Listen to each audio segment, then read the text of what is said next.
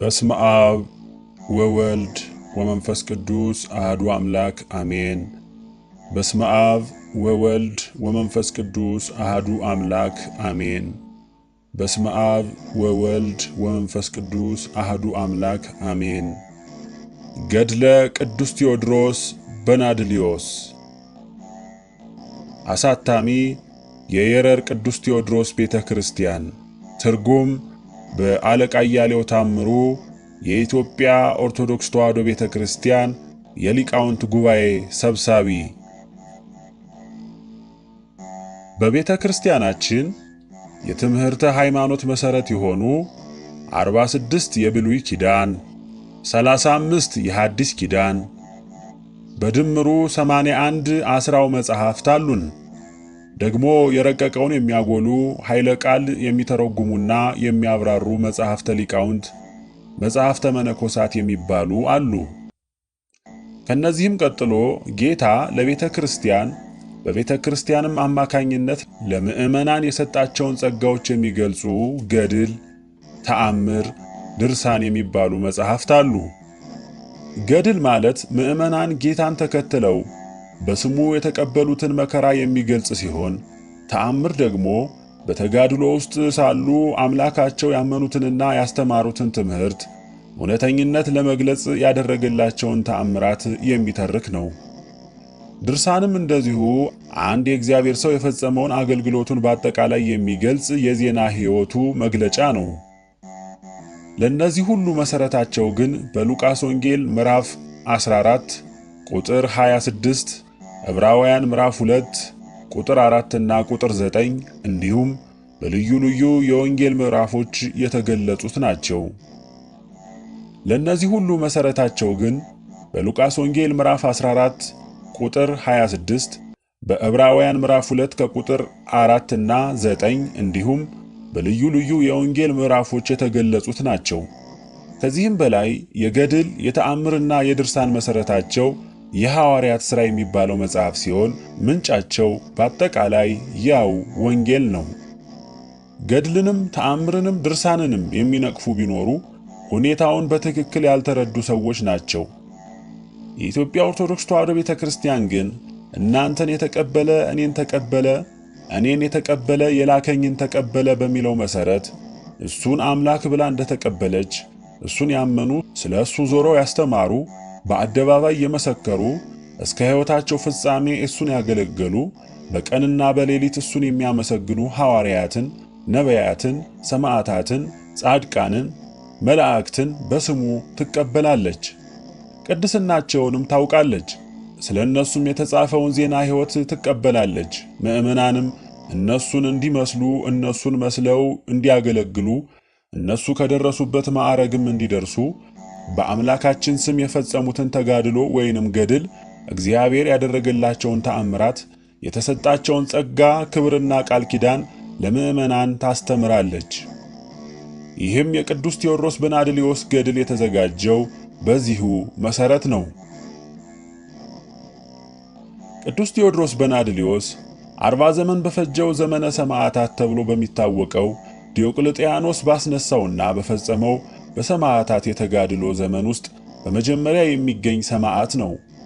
የምስራቁ ንጉሥ ዲዮቅልጥያኖስ ክርስቶስን ክዶ ለጣዖት ሰግዶ ቤተ ክርስቲያንን ዘግቶ የጣዖት ቤት ከፍቶ በክርስቲያኖች ላይ የመከራ አዋጅ ባወጀ ጊዜ የመጀመሪያውን የመከራ ጽዋ ከጠጡትና ድል ካደረጉት የአንጾኪያ ሰማዕታት ውስጥ ተቀዳሚዎቹ የቤተ መንግሥት ተወላጇ ነበሩ።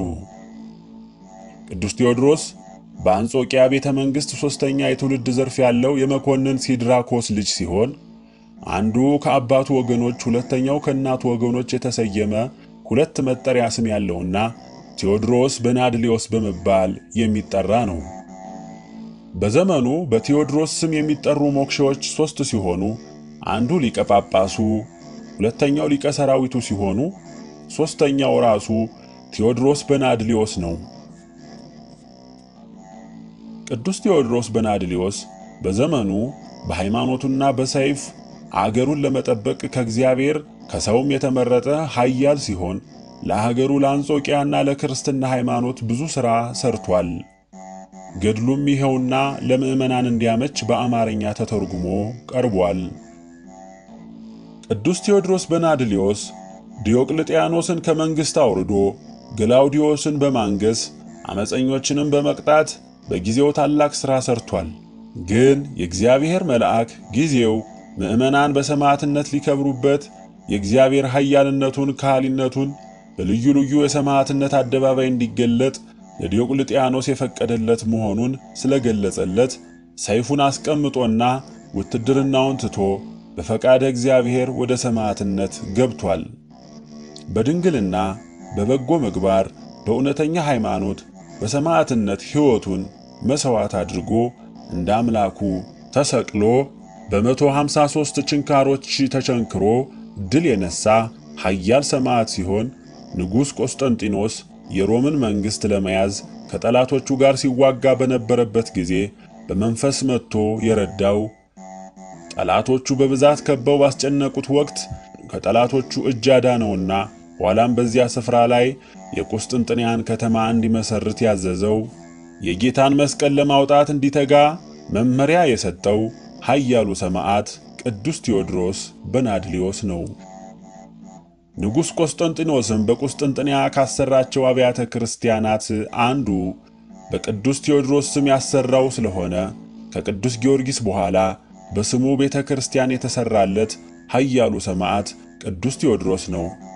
ቅዱስ ቴዎድሮስ ዕረፍቱ ጥር 12 ሲሆን የሞክሸው የሊቀ ሰራዊት ቴዎድሮስ ደግሞ ሐምሌ 20 ቀን ነው። ቅዱስ ቴዎድሮስ በናድሊዮስ እጅግ የተፈራ ሰው ስለነበረ ንጉሥ ዲዮቅልጥያኖስ ውሎ ሲያድር ሌላውን ሕዝብ እንዳያስነሳበትና እንዳይቀሰቀስበት ስለፈራ በአስቸኳይ እንዲሞት በሰጠው ፍርድ ጥር 12 ቀን ተሰቅሎ ሲሞት ለአንጾኪያ ሰማዕታት ሁለተኛው ነበር። በመጀመሪያ የሞተው ከቤተ ዘመዶቹ አንዱ የነበረውና ለአንጾኪያ ሰማዕታት ቀዳሚ ሰማዕት የሆነው በንጉሡ ቀኝ ቆሞ ሳለ የንጉሡ የዲዮቅልጥያኖስ የክህደት ደብዳቤ እንደደረሰው ደብዳቤውን በመቅደዱ ዲዮቅልጥያኖስ ራሱ ሰይፉን መዞ በገዛ እጁ ጥቅምት 9 ቀን የገደለው የሰማዕትነትን አክሊል የተቀበለው ቀዳሚ ሰማዕት እስጢፋኖስ ነው። እንግዲህ ሁለተኛው ጥር 12 ቀን በሰማዕትነት አክሊል የተከለለው ቅዱስ ቴዎድሮስ ነው። ቁስጥንጢኖስንም የረዳው በሰማዕትነት ከሞተ በኋላ ነው። በመግቢያው እንደገለጽነው አገራችን ኢትዮጵያ ክርስቶስንና ቅዱሳኑን ተቀብላ መታሰቢያቸውን በየመልኩ የምትፈጽም በመሆኗ ከተቀበለቻቸው ሰማዕታትም አንዱ ቅዱስ ቴዎድሮስ ነው። በኢትዮጵያ በቅዱስ ቴዎድሮስ ስም የተሰሩ ብዙ ቤተክርስቲያኖች ሲኖሩ አንዱ የየረር ተራራን ተንተርሶ በሚገኘው ቀድሞ ባዶቄ አሁን ግንቢ እየተባለ ከሚጠራው ተረተር ላይ የሚገኘው ነው። በኢትዮጵያ ልዩ ታሪክ ያላቸውና በትንቢትም የሚጠበቁ ስፍራዎች አሉ። ከነዚህም አንዱ የረር ቴዎድሮስ ሲሆን በየረር ዙሪያ ብዙ ስውራን ቅዱስ ንጉሥ ይነግስበታል እየተባለ ስለሚተረክ ቀደም ሲል በሰማዕቱ በቅዱስ ቴዎድሮስ በናድሊዮስ ስም ቤተክርስቲያኑ የተሰራው በዚህ ምክንያት ነው ይባላል። ቤተክርስቲያኑ የተቆረቆረው በንጉሥ ሳህለ ሥላሴ ዘመን ነው። ጽላቱ የመጣው ከወደ ቡልጋ እንደሆነ ይነገራል። አምጪዎቹ ቅድመ አያቶቻችን የመጀመሪያውን ሕንጻ ቤተክርስቲያን ለመስራት ታቦተ ሕጉን በተለያየ ስፍራ በመቃኘው እያሳረፉ ቢሞክሩም ፈቃደ እግዚአብሔር የሆነላቸው ብዙ ዓመታት የሃይማኖት ተጋድሎ ከፈጸሙ በኋላ ጥንተ ስሙ ባዶቄ ይባል ከነበረው የአብርሃና አጽብሃ ቤተ መንግሥት ከነበረበት ኮረብታ የዛሬ መጠሪያው ግንቢ ከሚባለው ላይ ጸንቶላቸው ቤተ ክርስቲያኑን በቅዱስ ቴዎድሮስ ስም አንጸው ጽላቱን አሁን ከሚገኝበት ስፍራ ካሳረፉ ይኸው ከ100 ዓመት በላይ ተቆጥሯል። ዛሬ የሚታየውን ሕንጻ ቤተ ክርስቲያን ከ30 ዓመታት በፊት ሕዝቡን አስተባብረው ያሰሩት አባ መዝገቡ የሚባሉ ደገኛ አባት ነበሩ።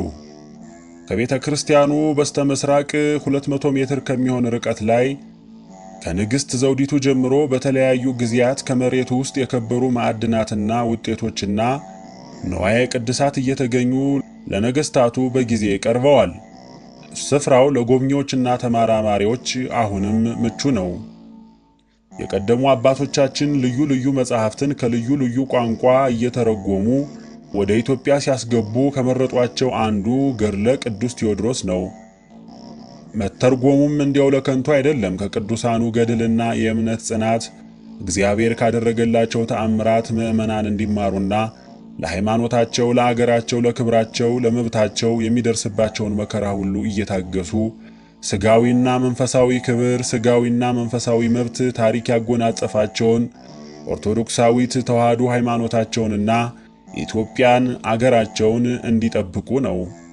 እኛም ግዕዝ እየደገደገ በሚሄዱ ገድለ ቅዱስ ቴዎድሮስን ብዙ ሕዝብ በሚሰማው በአማርኛ ቋንቋ ተርጉመን አቅርበነዋል።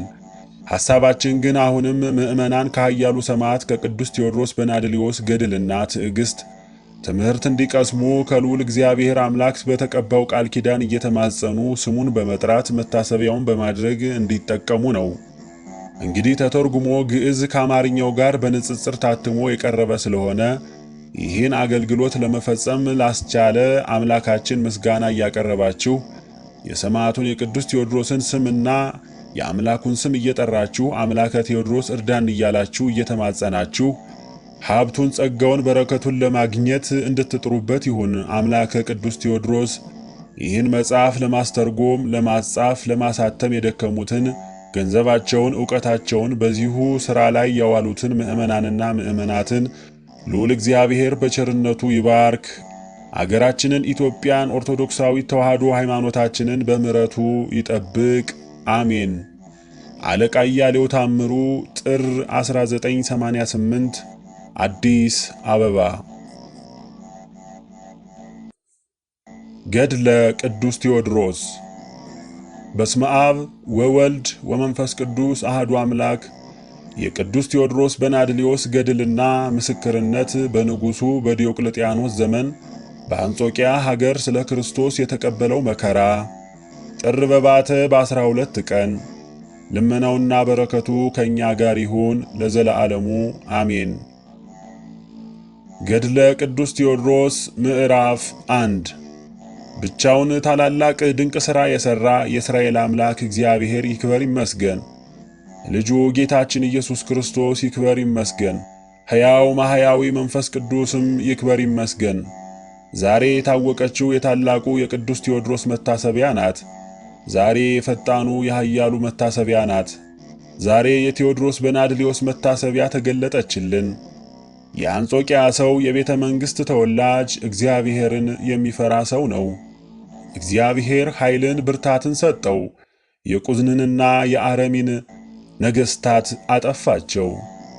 ሰይፉንም በመዘዘ ጊዜ ከፊቱ መቆም የሚቻለው አልነበረም። ለቤተ ክርስቲያን፣ ለድሆች፣ ለጦም አዳሪዎች ብዙ በጎነት ያደርግ ነበር። የአያቱ ስም ፋሲለደስ ይባላል። የምሥራቅ ንጉሥ ልጅ ነው። የምሥራቁ ንጉሥም በሞተ ጊዜ ስለ መንግሥቱ ሕዝቡ እርስ በርሳቸው ተለያዩ። ፋሲለደስም ሚስቱን፣ ወንዶችና ሴቶች ልጆቹን ከሰራዊቱም ጥቂቶቹን ይዞ ሄደ። አንጾኪያ ሀገርም ደረሰ። ከዚያም ተቀመጠ። በቤተ ክርስቲያን አምሳል ግንብን ሠራ። ለቤተ ክርስቲያን፣ ለድሆች፣ ለጦም አዳሪዎች ቤት ሠራ። ዘርዘሪ ለሌላት፣ እናት አባቱ ለሞተበት፣ ለእንግዳ ረዳት ለሌለው ብዙ በጎነት ያደርግ ነበር። ስለ በጎ ሥራውም ንጉሥ ወደደው፣ የአንጾኪያ ሕዝብም ሁሉ። ከብዙ ቀን በኋላም ፋሲለደስን አመመው። ንጉሡም ሊጎበኘው ወደሱ ሄደ። ፋሲለደስም ንጉሡን ስለ ክርስቶስ ስም ልጆቼን አደራ ሰጥቻለሁ፣ ጠብቃቸው አለው። እግዚአብሔር በፋሲለደስ ጸሎት ሁላችንም ይጠብቀን፣ አሜን። ገድለ ቅዱስ ቴዎድሮስ ምዕራፍ 2። ፋሲለደስ ሞተ፣ ከነገሥታት መቃብርም ቀበሩት። የንጉሥ ልጅ ነውና በሀገር ያሉ ሕዝቡም ነገሥታቱም አለቀሱለት። ፋሲለደስ 3 ልጆች ወልዶ ነበር። አንዲቱ ሴት ልጅ ነበረች። የፋሲለደስ ወንዶች ልጆች 2 ነበሩ። የአንዱ ስሙ ሲድራኮስ፣ የሁለተኛው ጠልሚዮስ፣ የእህታቸው ስም ማርታ ነበር። ከጥቂት ቀንም በኋላ በአባታቸው ርስትና ሀብት ተጣሉ። ለፍርድም ወደ ንጉሡ ሄዱ። ንጉሥም አስታርቆ የአባታቸውን ገንዘብ አከፋፈላቸው። ስለ ገንዘባቸውን ብዛት እጅግ አደነቀ። ለንጉሡም 2 ሴቶች ልጆች ነበሩት። ንጉሥም አንዲቱን ለሲድራኮስ አጋባት፣ ሁለተኛይቱንም ለጠልሚዎስ፣ እህታቸውን ማርታንም ለታላቁ መኮንን ለህርማኖስ አጋባት። እሱም በንጉሡ በስተቀኝ ከሚቀመጡ አራተኛው ነው። ሲድራኮስም ልጅ ወለደ፣ ስሙንም ቴዎድሮስ በናድሊዮስ አለው። ከሱም ቀጥሎ ሴት ልጅ ወለደ፣ ስሟንም ራስንዲያ አላት። ጠልሚዎስም ልጅ ወለደ፣ ስሙንም ገላውዲዮስ አለው። ከሱም ቀጥሎ ሴት ልጅ ወለደ፣ ስሟንም ቴፋስያ አላት። ቴዎድሮስ በናድሊዮስም ከገላውዲዮስ በቁመት ከፍ ከፍ አለ። ወንድሞቼ እስኪ አንድ ነገር ልጠይቃችሁ። ቅዱስ ቴዎድሮስ ለምን በሁለት ስም ይጠራል? ምክንያቱም እንዲህ ነው። ሕፃን ሳለ ያየው ሁሉ የወደው ነበርና፣ በእናቱ ወገን ያሉት ዘመዶች ሲያቅፉት በእናቱ በኩል ባለው በአያቱ ስም ይጠሩታል። የአባቱ ወገኖች በሚያቅፉት ጊዜም በአባቱ በኩል ባለው በአያቱ ስም ይጠሩት ነበር። በዚህም ምክንያት በሁለት ስም ተጠራ። ገድለ ቅዱስ ቴዎድሮስ ምዕራፍ 3። ገላውዲዮስም ትምህርት ሊቀበል ከሚችልበት ዕድሜ ሲደርስ ሁለቱንም እንዲማሩ ለመምህር ሰጧቸው። የነቢያትን መጽሐፍና ትርጓሜውን የክርስቶስንም ሕግ ማለት ወንጌልን አስተማሯቸው። ሁለቱም እግዚአብሔርን የሚፈሩ ሆኑ። እንዳያገቡ እንደ መላእክት ንጽሕናን፣ እንደ ሐዋርያትም ድንግልናን ገንዘብ አድርገው እንዲኖሩ ተማከሩ። ጾምን ጸሎትን የሚወዱ ሆኑ። ሥጋውን ደሙን ሊቀበሉ ወደ ቤተ ክርስቲያንም በሚሄዱበት ጊዜ ድሆች፣ ጦማዳሪዎች ይመጣሉ፣ በመንገድም ይጠብቋቸዋል። እነሱም ግዳጃቸውን ይፈጽሙላቸዋል። የተራቆቱትን ያለብሷቸዋል፣ ለተራቡትም ምግብ ይሰጧቸዋል፣ የተጠሙትንም የወደዱትን ሁሉ ይሰጧቸዋል። ቴዎድሮስ በናድሊዮስ ጭፍሮቹን ይዞ አራዊትን ለማደን ይወጣ ነበር። አንበሳም ቢያገኝ በአንድ ጊዜ ይገድለዋል። አንድ ቀንም ለማደን ሲወጣ ሰይጣን ያደረበት ታላቅ ዘንዶ አገኘ። ዘንዶውንም ባየው ጊዜ ፈረሱን እያስኮበኮበ ሄደ። ዘንዶውም ቴዎድሮስ በናድሊዮስን ባየው ጊዜ 10 ክንድ ያህል ራሱን ከመሬት ከፍ አደረገ። በቁጣም ራሱን ነቀነቀ፣ ምላሱንም አውለበለበ። የቴዎድሮስ በናድሊዮስ ፈረስ ግን ከፍርሃት የተነሳ ወደ ዘንዶው መሄድን እምቢ አለ። ያን ጊዜም ጌታችን ኢየሱስ ክርስቶስ ተገለጠለት። አትፍራ፣ ጽና፣ በርታ፣ እኔ ለዘላለም ካንተ ጋር ነኝ አለው። ያን ጊዜም ቴዎድሮስ በናድሊዮስ በስመ አብ ወወልድ ወመንፈስ ቅዱስ አሐዱ አምላክ ብሎ በሥላሴ ስም በመስቀል ምልክት በፈረሱ ላይ አማተበና ሂድ፣ ይህን ዘንዶ አትፍራ አለው። ያን ጊዜም ፈረሱ ወደ ዘንዶው ገሰገሰ። ቴዎድሮስ በናድሊዮስም ጦሩን ወረወራት። የእግዚአብሔር መልአክም ፍላጻውን ከዘንዶው አጣበቃት። ዘንዶውም ሞተ። ጌታችን ኢየሱስ ክርስቶስም ቴዎድሮስ በናድሊዮስ ሆይ ሰላሜ ካንተ ጋር ይሁን፣ ለመንግሥተ ሰማያትም ምስክር ትሆናለህ አለው። ጌታችን ኢየሱስ ክርስቶስም ይህን ተናግሮ ወደ ሰማይ አረገ። ያን ጊዜም ሰይጣን በሚያስከፋ መልክ ከዘንዶው ወጣ። ጽሕሙ ረጅም፣ የራስ ጠጉሩም የተከፈለ፣ ዓይኑም የእሳት ፍም የመሰለ ነበር። ቴዎድሮስ በናድሊዮስንም ከቦታዬ አስወጣኸኝ፣ አንተ ልታሸንፈኝ ነውን? አለው። ከዛሬ ጀምሮ ወዮልህ፣ አዳምን ከገነት እንዲወጣ ያደረግኩት እኔ አይደለሁምን? እኔ ቃየልን ወንድሙን አቤልን እንዲገድለው ያደረግኩት እኔ ነኝ። ሄሮድስ ዮሐንስ መጥምቅን እንዲገድለው ያደረግኩት እኔ አይደለሁምን? እኔ ሊቀ ሐዋርያት ጴጥሮስን ጌታውን እንዲክድ ያደረግኩት፣ ይሁዳን ከአይሁድ ጋር እንዲማማል ያደረግኩት እኔ አይደለሁምን? ክርስቶስን እንዲሰቅሉት እጁን እግሩን እንዲቸነክሩት ለማድረግ አንተንም እንደ አምላክ እንዲሰቅሉህ አደርጋለሁ። ይህንንም ተናግሮ ሰይጣን የእሳት ነበልባል መሰለና ጠፋ። ቴዎድሮስ በናድሊዮስም ሄደ፣ ከፈረሱም ላይም ወረደ። ፊቱንም ወደ ምስራቅ መልሶ እጆቹን እንደ መስቀል ዘርግቶ ጸለየ። ይህንንም መዝሙር አነበበ፣ እንዲህም አለ። አቤቱ በረድኤት ስለተቀበልከኝ አመሰግንሃለሁ፣ የጠላትም መዘባበቻ አላደረግከኝምና። አቤቱ ፈጣሬ ወደ አንተ ጮኽሁ፣ አንተም አዘንክልኝ፣ ራራህልኝ። አቤቱ ሰውነቴን ከመቃብር ከሲኦል አወጣሃት፣ ወደ ጉድጓድ ከሚወርዱም ለይተህ አዳንከኝ። ወዳጆቹ ጻድቃኑ ለእግዚአብሔር ዘምሩ፣ ቅዱስ ስሙ ሲጠራም አመስግኑ፣ ስገዱ። ከቁጣው መቅሰፍት ከፈቃዱም ሕይወት ይመጣልና።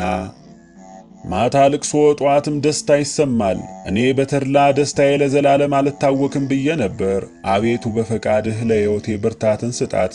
ፊትህን መለኬክ ደነገጥኩ። አቤቱ ወደ አንተ ወደ አምላኬ እጮኻለሁ እማልዳለሁ። ወደ ጥፋት በወርድ የኔ ደም ምን ግዳጅ ይፈጽማል? መሬት ያምንሃልን? ቸርነትህንስ ይናገራልን? እግዚአብሔር ሰማኝ ይቅር አለኝ። እግዚአብሔር ረዳቴ ሆነኝ። ሐዘኔን ለወጥክ፣ ደስ አሰኘኸኝ። የሐዘን ልብሴን ቀደድክ፣ ደስታንም እንደ ዝናር አስታጠቅከኝ። መክበሪያዬ ሆይ ለአንተ እዘምርልህ ዘንድ አልደነግጥም። አቤቱ ፈጣሪዬ ሆይ ለዘላለም ላንተ እገዛልሃለሁና እያለ ጸለየ፣ ሰገደ፣ እግዚአብሔርንም አመሰገነው። ገድለ ቅዱስ ቴዎድሮስ ምዕራፍ 4 ወደ አንጾኪያም አገር በገባ ጊዜ ወሬው በዚያ አገር ውስጥ ተሰማ። ሕዝቡም ያደረገውን ሊያዩ ወጡ። ያንንም ዘንዶ ባዩት ጊዜ አደነቁ። በሠራው ድንቅ ሥራ ሁሉም አደነቁ፣ እግዚአብሔርንም አመሰገኑት። የዚያም ዘንዶ ርዝመቱ 25 ክንድ ነበር፣ ውፍረቱም ክንድ ሙሉ ነበር፣ ጎኑም ክንድ ሙሉ ነበር። ንጉሡም ቴዎድሮስ በናድሊዮስን አከበረው፣ በሰራዊቱ ሁሉ ላይ የተጋዳዮች አለቃ አድርጎ ሾመው። ከዚህ በኋላ ንጉሡ ሞተ። የገላውዲዮስንም አባት ጠልሚዮስን ንጉሥ አደረጉት። ያን ጊዜም ቴዎድሮስ በናድሊዮስ ከጥቂት ሰራዊት ጋር ወደ ጦርነት ሄደ። ቁዝንና አረሚን አጠፋቸው። በጦር ሜዳ የቴዎድሮስ በናድሊዮስ ልማዱ እንዲህ ነበር። ወደ ጦርነት ውስጥም በገባ ጊዜ እንዲህ ይል ነበር፣ እኔ ቴዎድሮስ በናድሊዮስ ነኝ። በጌታዬ በኢየሱስ ክርስቶስ ኃይል ላጠፋችሁ መጥቻለሁ። ድምፁንም በሰሙ ጊዜ ይሸበሩ ነበር። በሚዋጋበት ጊዜ በፊቱ መቆምም የሚቻለው አልነበረም። አረሚና የቁዝ ንጉሥም በላዩ ተማከሩ። ከዚህ ሰው ጋር ብንዋጋ ልናጠፋው አንችልም። ነገር ግን ከኛ እያንዳንዳችን ሊወጋ በመጣ ጊዜ እንዲህ እናድርግ። የቁዝን ንጉሥ ሊወጋ ሲመጣ የአረሚ ነገሥታት በሌላ መንገድ ይሂዱና አገሩን ወግተው ያጥፉ። የአረሚን ንጉሥ ለመውጋት ሲመጣም የቁዝ ንጉሥ በሌላ መንገድ ይሂዱና አገሩን ወግቶ ይጥፉ ብለው ተማከሩ። የቁዝና የአረሚ ሰዎች ግን እንደ አንበጣ ብዙዎች ናቸው። የቁዝ ንጉሥ ጠልሚዮስ ወደሚባለው ወደ ሮም ንጉሥ አሁን እንዋጋ ብሎ ላከ። የሮም ንጉሥ ጠልሚዮስም በዚህ ነገር ተስማማ። የቴዎድሮስ በናድሊዮስ አባት ሲድራኮስና የገላውዲዮስ አባት ጠልሚዮስ ከአማካሪዎቻቸውና ከሮም ታላላቅ ሰዎች ጋር ተማከሩ። የሰራዊቱን ቁጥር ቆጠሩ። ቁጥራቸውም 700,000 ሆኖ ተገኘ። ቴዎድሮስ በናድሊዮስም ከነሱ 200,000 ወሰደ። ለገላውዲዮስ 400,000 ሰጠው። እሱ አረሚን ሊወጋ ሄደ። ገላውዲዮስም የቁዝን ንጉሥ እንዲወጋ አደረገ። ገድለ ቅዱስ ቴዎድሮስ ምዕራፍ 5 የሮም ንጉሥም የቁዝ ነገሥታትን ይወጋቸው ዘንድ ገላውዲዮስን ላከው። ገላውዲዮስ አሸነፈ። የቁዝን ንጉሥ ልጅ አግራንዶስንም ማረከው። የቁዝ ሰራዊትም ወደ ንጉሥ ተመልሰን ልጅህ ተማረከብን ብለው ሁላችንንም ይፈጀናል። አግራዶስን ልንመልሰው እንችል እንደሆነ ገላውዲዮስን ብንከተለው፣ ያለዚያ ሁላችንም እዚያው ብንሞት ይሻለናል ብለው ተማከሩ። ሊዋጉ ሄዱ። ገላውዲዮስንም በጦርነቱ ውስጥ ያዙት።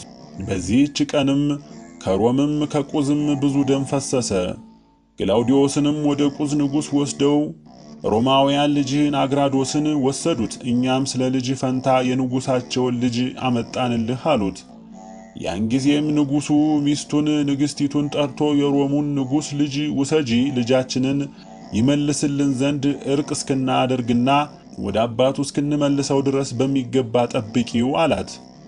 የሮም ሰዎችም ከጦር ሜዳ ተመልሰው የቁዝን ንጉሥ ልጅ ማርከን አመጣንልህ፣ እነሱም ተከትለው ልጅህን ገላውዲዮስን ከኛ ነጥቀው ወስደውታል አሉት።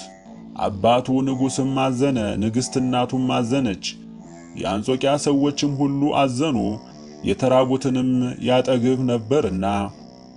ገላውዲዮስ ከነሱ ዘንድ ሳለ አንዱ አንዱን ሊበድለው የሚችል የለም ነበር። ደግሞም ብዙ ደጋግ ሥራ ይሰራላቸው ነበር።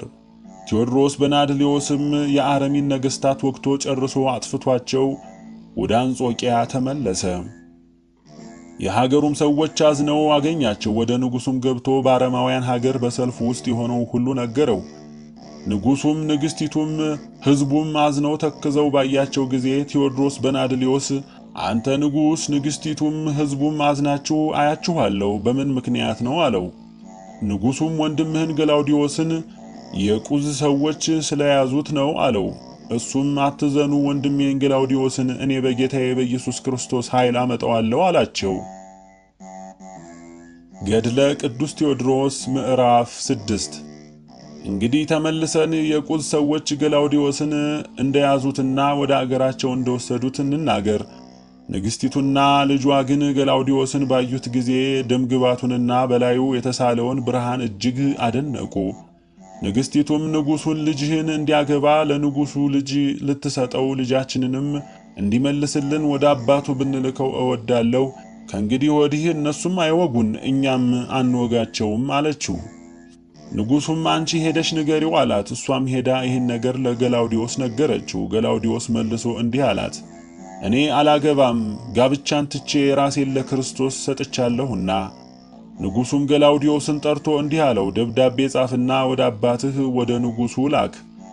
እሱ ልጃችን አግራዶስን እንዲጠብቀው እኛ አንተን እንደጠበቅንህ እስክንታረቅና ወደ አባትህ እስክንልክህ ድረስ ልጃችንን ይመስላልና።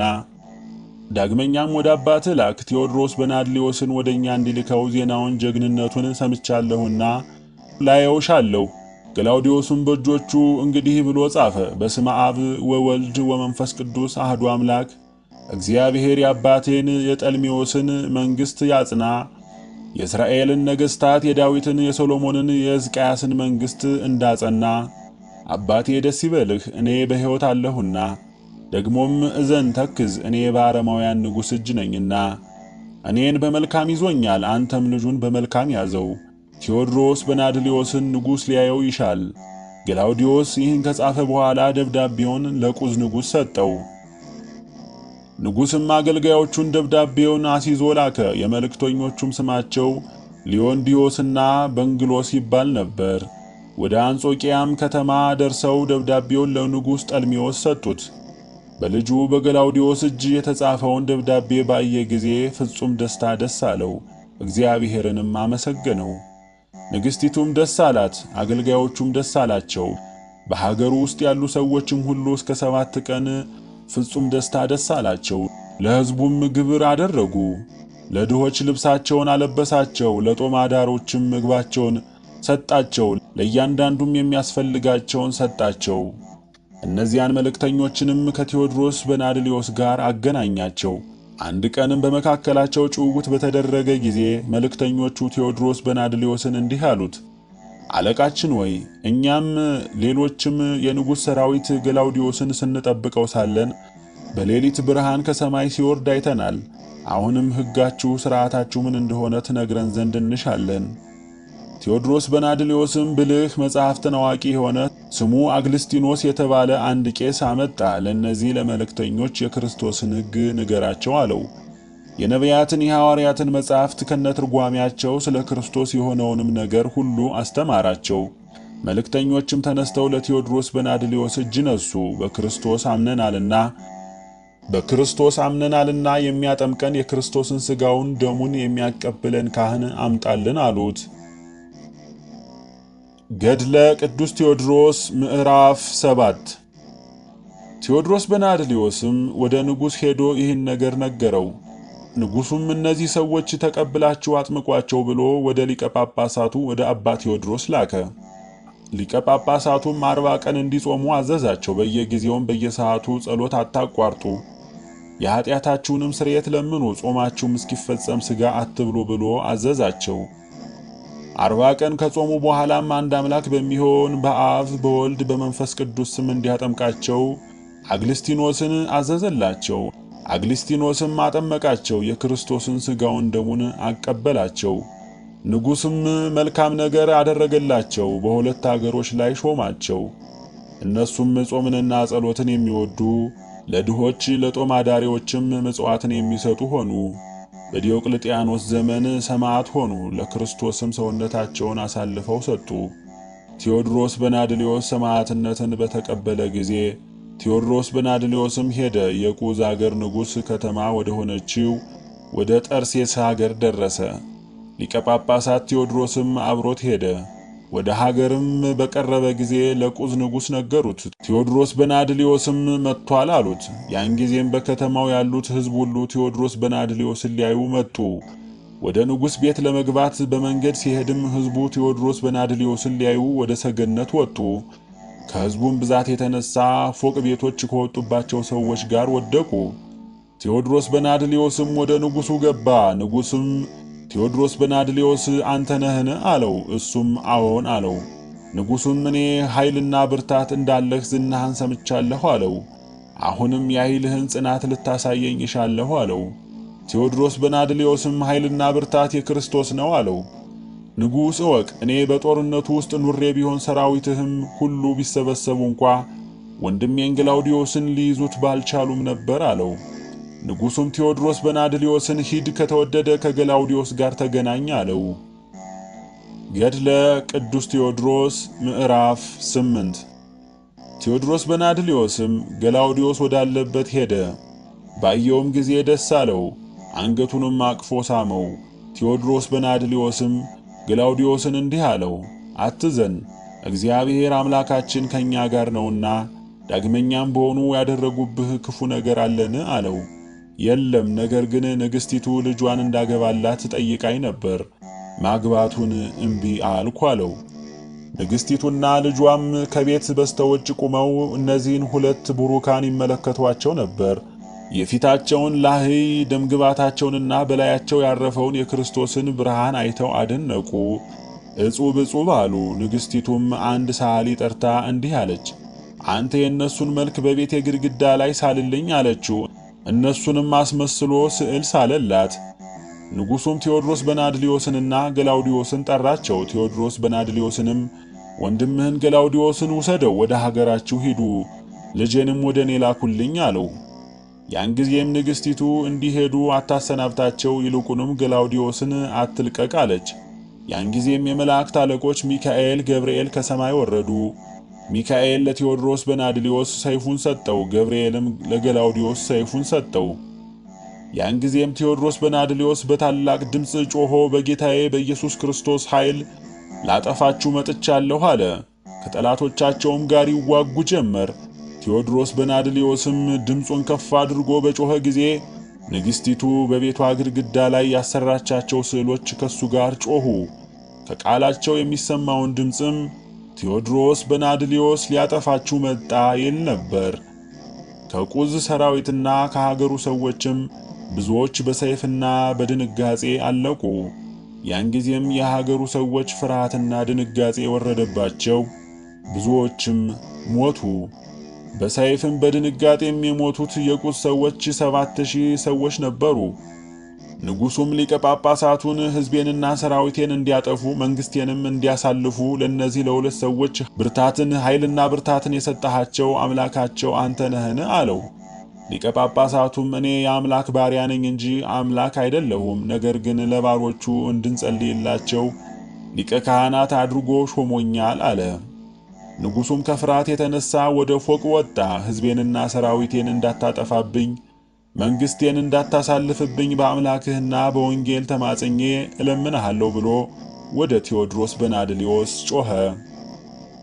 ቴዎድሮስ በናድሊዮስና ገላውዲዮስ ሊቀ ጳጳሳቱን ይዘውት ከሀገር ወጡ። ቴዎድሮስ በናድሊዮስና ገላውዲዮስ ሊቀ ጳጳሳቱን ይዘውት ከሀገር ወጡ። ቴዎድሮስ በናድሊዮስም የደም ፈሳሽ እጁን ከሰይፉ ጋር ስላጣበቀው ውሃ በሌለበት እጁ ሊላቀቅ አልቻለም። ገድለ ቅዱስ ቴዎድሮስ ምዕራፍ 9 ቴዎድሮስ በናድሊዮስና ገላውዲዮስ ወደ ሀገራቸው ተመለሱ። ወደ ከተማው አቅራቢያ በደረሱ ጊዜ ለንጉሥ ጠልሚዮስ ቴዎድሮስ በናድሊዮስ እንደተመለሰ ገላውዲዮስንም በደህና እንዳመጣው ነገሩት። ንጉሡም ፍጹም ደስታ ደስ አለው፣ ንግሥቲቱም ደስ አላት፣ ሕዝቡም ሁሉ ደስ አላቸው። ሰራዊቱም መጥተው በፍጹም ደስታ ተቀበሏቸው። ንጉሡ እስከ 15 ቀን ሕዝቡን በማብላት በማጠጣት ለቤተ ክርስቲያን ለካህናት ለእንግዳም ልብስና ገንዘብ በመስጠት የደስታ በዓል አደረገ።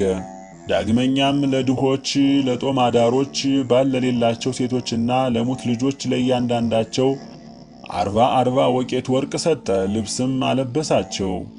የቁዝ ንጉሥ ልጅ አግራዶስ ግን በማረኩት ጊዜ በጦርነት ላይ በጦር ወቅተውት ስለነበረ ጥቂት ቁስል ነበረበትና በዚያው ታሞ ሞተ። ከዚያ ወራትም በኋላ ጠልሚዎስ ንጉሥ ሞተ። የአንጾቂያው ሊቀ ጳጳስ ቴዎድሮስም ሞተ። ከዚህ በኋላ የጠልሚዎስን ልጅ ገላውዲዮስን ንጉሥ ይዘው ንጉሥ አደረጉት። መንግሥትን መያዝንም እምቢ አለ። እኔ ንጉሥነትን አልሻም፣ ራሴን ለክርስቶስ አሳልፌ ሰጥቻለሁና አለ። ከመንግሥት ወገን የሚሆን አማርያኖስንም ወስደው በአንጾቂያ ዙፋን ላይ አነገሱት። የቁዝ ሰዎችም የአንጾቂያ ንጉሥ ጠልሚዎስ እንደሞተ ሰሙ። 7 የአረሚ ነገሥታትን አስተባብረው በጠላትነት ተነስተው ገላውዲዮስን በተንኮል እንዲገድለው ወደ ኡማርያኖስ ላኩበት የልጃቸውን ደም ለመመለስ። ኡማርያኖስ ግን አዘነና አርበኞች እንዲሰበሰቡ ወደ ግብፅ አገር ላከ። ከሐዘኑ ጽናትም የተነሳ ታሞ ሞተ። መኳንንቱ ሌላ እንዲያነግሱ መከሩ። ቴዎድሮስ በናድሊዮስ ግን ከለከላቸው።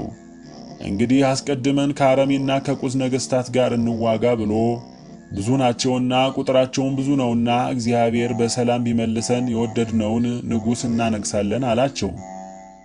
ቴዎድሮስ በናድሊዮስም ሰራዊቱን ይዞ ሊዋጋ ሄደ።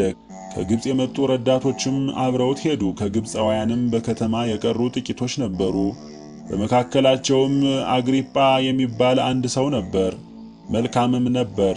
በግብፅ ሳለ ፍየሎችን ይጠብቅ ነበር። በአንጾቂያም ከፈረስ ዘበኞች ጋር ተቀላቀለ። ፈረሱንም ገፌራ በሚያበሉበት ጊዜ እንዚራውን አንስቶ በፈረሱ ፊት ይዘፍን ነበር።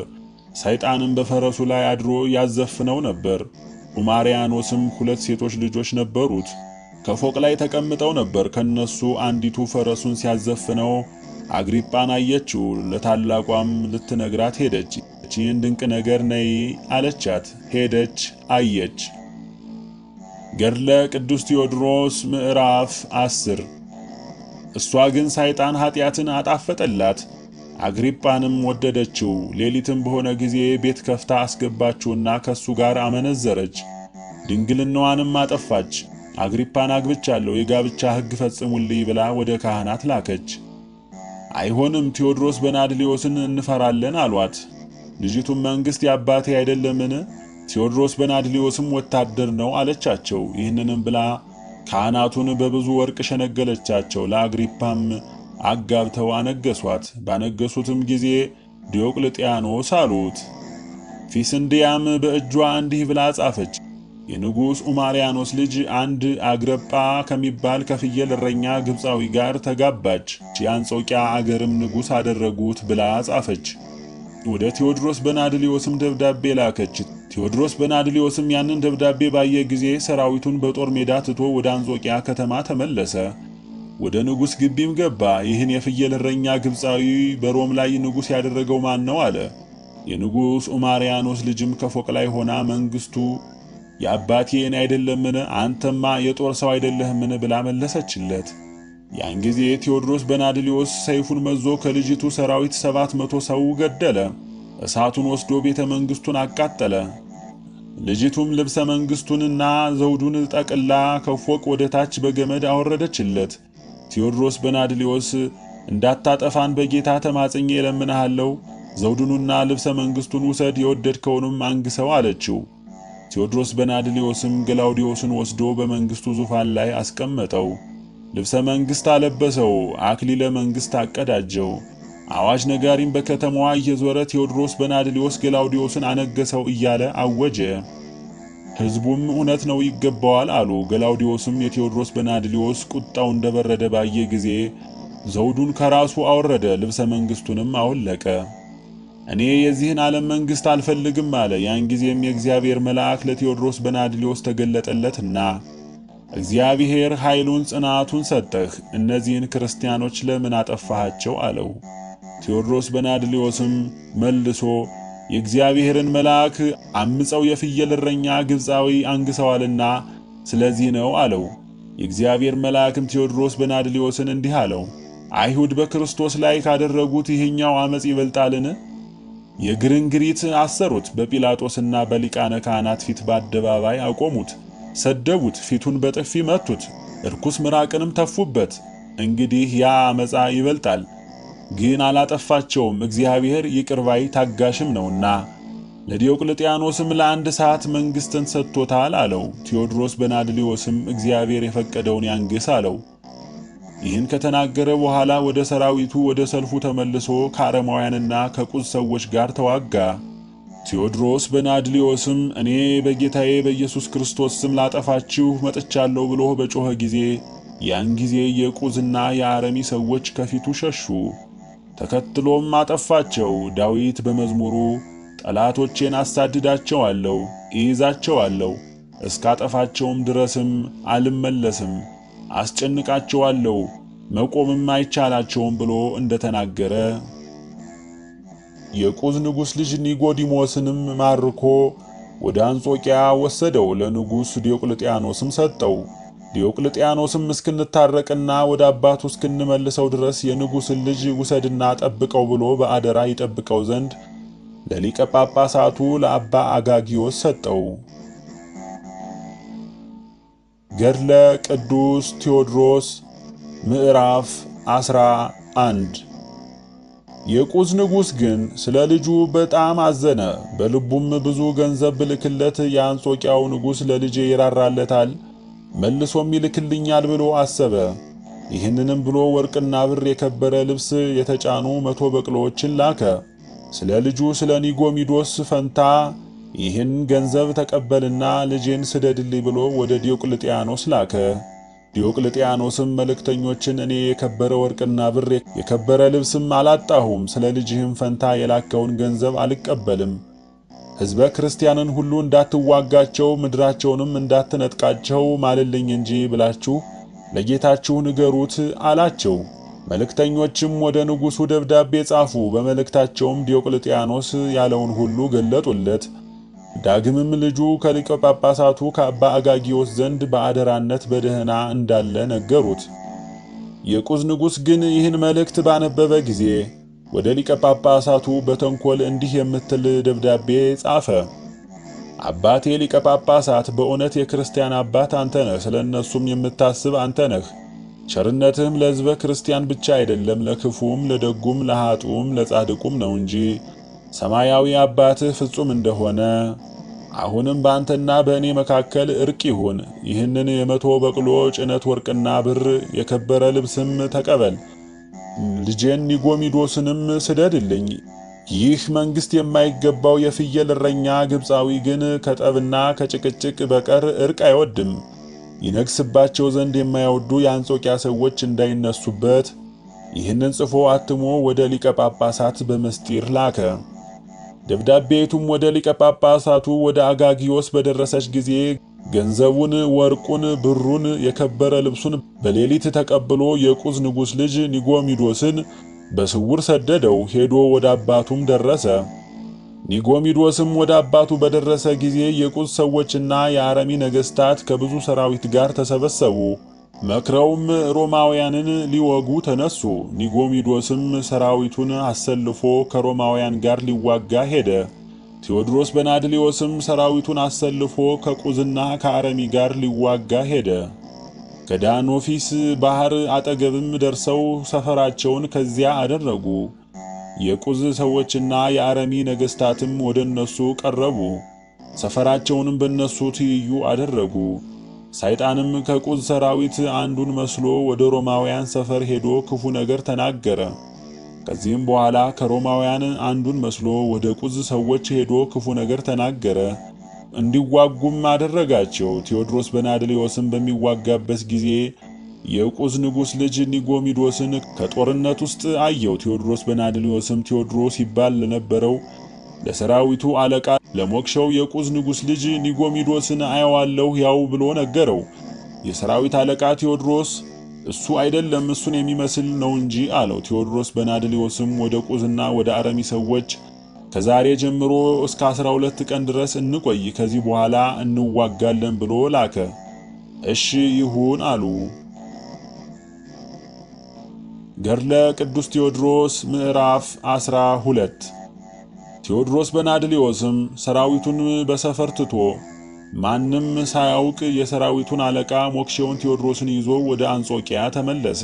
ወደ ሊቀ ጳጳሳት ወደ አባ አጋጊዮስም መጣ። ከሱም ተባረከ። እንዲህም አለው፣ አባቴ ትናንትና በጦርነት ውስጥ ሳለን እሱ ወይም ምሳያው ይሁን እንጃ ኒጎሚዶስን የመሰለ ሰው አይተናል። አባታችን ምናልባት ካንተ ጠፍቶ እንደሆነ አሁንም እንሂድና በኢየሱስ ክርስቶስ ኃይል ይዘን እናምጣው፣ ወደ አንተም እንመልሰው። በፈቃድ ሰደኸው እንደሆነ ግን እንተወው፣ በሰልፍ ውስጥም አንያዘው፣ በአንተና በንጉሡ በዲዮቅልጥያኖስ መካከል ጸብ እንዳይሆን አለው። ሊቀ ጳጳሳቱ አባ አጋጊዮስም ልጆቼ ሊቀ ሐዋርያት ጴጥሮስን በሾመው በኢየሱስ ክርስቶስ በከበሩ እጆቼ እምልላችኋለሁ፣ እውነቱን ልንገራችሁ፣ የቁስ ንጉሥ ልጅ ኒጎሚዶስ ከእኔ ዘንድ ሞቷል፣ በእጄ የቀበርኩትም እኔ ነኝ አላቸው። ቴዎድሮስም ከሊቀ ጳጳሳቱ ተባርከው ወደ ሰፈራቸው ተመለሱ። ከቁዝና ከአረሜ ነገሥታትም ጋር ይዋጉ ጀመር። ቴዎድሮስ በናድሌዎስም በጌታዬ በኢየሱስ ክርስቶስ ኃይል ላጠፋችሁ መጥቻለሁ ብሎ በሰልፍ ውስጥ ጮኸ። ያን ጊዜም የቁዝና የአረሚ ሰዎች ሸሹ።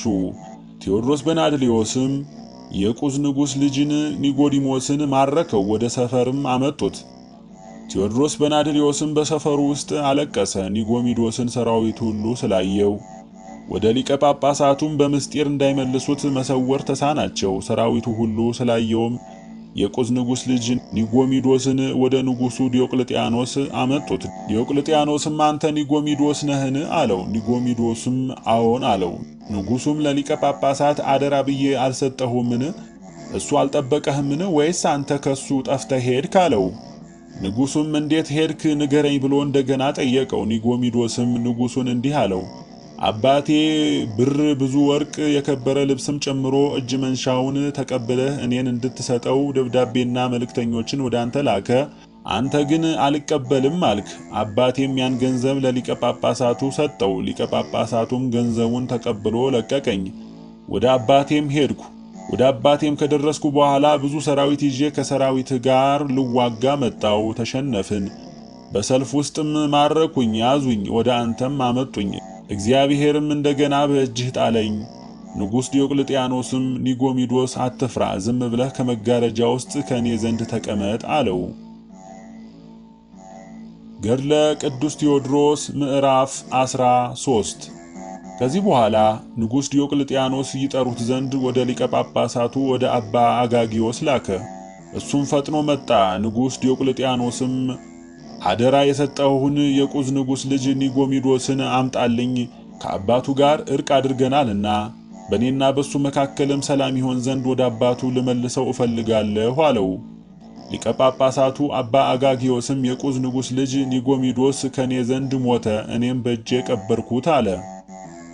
ንጉሥ ዲዮቅልጥያኖስም ሂድ፣ በእጅህ ቁርባንን ሥራ፣ ማለት ቀድስና ቁርበን፣ ለእግዚአብሔርም በዓል እናድርግ፣ ጠላቶቻችንን ድል አድርገናቸዋልና አለው። ያን ጊዜም ሊቀ ጳጳሳቱ፣ ኤጲስቆጶሳቱ፣ ቀሳውስቱና ዲያቆናቱ ተዘጋጁ፣ መሥዋዕትም አዘጋጁ። ንጉሡም ወደ ቤተ ክርስቲያን ገባ፣ ሕዝቡም መኳንንቱም ከሱ ጋር ገቡ። ሊቀ ጳጳሳት አባ አጋጊዮስም ቁርባኑን ቀደሰ።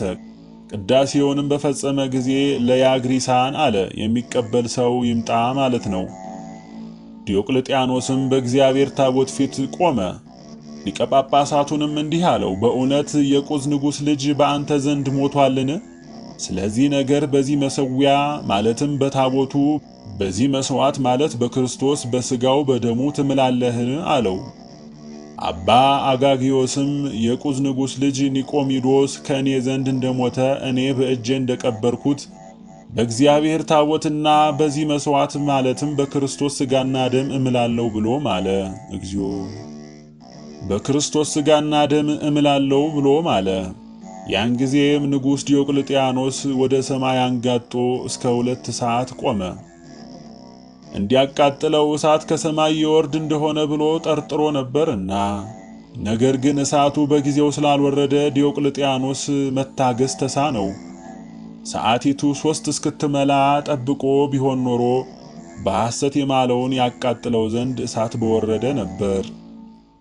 ያን ጊዜም ንጉሥ ዲዮቅልጥያኖስ ሊቀ ጳጳሳቱን አባ አጋጊዮስን እሱ ራሱ በቀሚሱ አንቆ ጎተተው፣ ለወታደሮቹም አሳልፎ ሰጠው።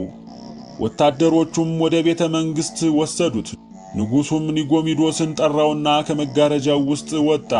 ሁለቱም ማለትም ሊቀ ጳጳሳቱ አባ አጋጊዮስና የቁዝ ንጉሥ ልጅ ኒጎሚዶስ በአደባባይ ውስጥ በሕዝቡ ሁሉ ፊት ቆሙ። ንጉሡም ከሊቀ ጳጳሳቱ ዘንድ በምን አመለጥክ ብሎ ጠየቀው። ኒጎሚዶስም ንጉሡን ዲዮቅልጥያኖስን እንዲህ አለው፣ ቀድሞ ነግሬሃለሁ፣ አሁንም ስማ ልንገርህ። አባቴ ወደ አንተ ላከ፣ ብዙ ወርቅ፣ ብር፣ የከበረ ልብስም ሰደደ። አንተ ግን እምቢ አልክ። አባቴም በምስጢር ወደ ሊቀ ጳጳሳቱ ላከ፣ አንተ አልቀበልም ያልከውን ገንዘብ ሰጠው። ሊቀ ጳጳሳቱም ገንዘቡን ተቀብሎ ሰደደኝ። ሄድኩ፣ ወደ አባቴም ደረስኩ። ከዚህ በኋላ ብዙ ሰራዊት ሰብስቤ ከሰራዊት ጋር ልዋጋ መጣው።